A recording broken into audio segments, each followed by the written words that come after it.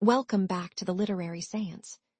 Tonight, we are joined by a man whose ideas have been used, abused, and misunderstood for over a century. He was the youngest tenured classics professor at the University of Basel and a self-described immoralist. Please welcome Friedrich Nietzsche. I am grateful to be here. Though I suspect many of you have only read the fishhooks I used to catch your attention. One should always be careful when invoking my authority. Professor, we must dive straight into the abyss.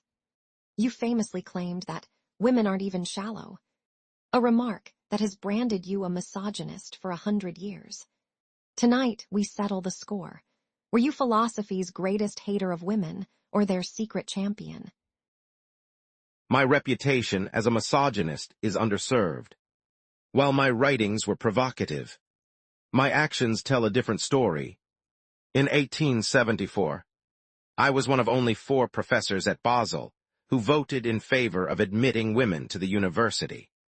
I encouraged my friend Meta von Solis-Marschlins to seek higher education.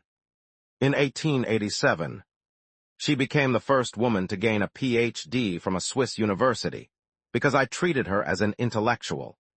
Equal. My harsh words in the gay science were actually a critique of the psychic knots society tied in women by, teaching them that sex is shameful, only to hurl them into the terror and duty of marriage.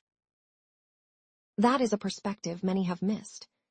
But what about the mask you wear? Why that colossal mustache? The gentlest, most reasonable man may, if he wears a large mustache, sit as it were in its shade and feel safe.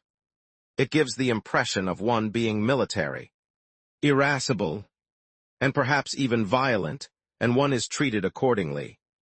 Mediocrity is often the most successful mask a superior spirit can wear to avoid provoking the masses. Let's move to your concept of the Übermensch. Why did you teach that man is something to be overcome? Behold, I teach you the Übermensch. The Übermensch is the meaning of the earth. Man is a rope stretched between the animal and the Übermensch, a rope over an abyss. What is great in man is that he is a bridge and not a goal. He is the creator of new values who rises above the herd and traditional morality. In 2026, we have created artificial intelligence. Could a machine be your Übermensch? My original writings contain no mention of such machines, as my work was completed by 1888. However, looking at my philosophy, a machine lacks the will to power, the fundamental drive to exert strength upon the world.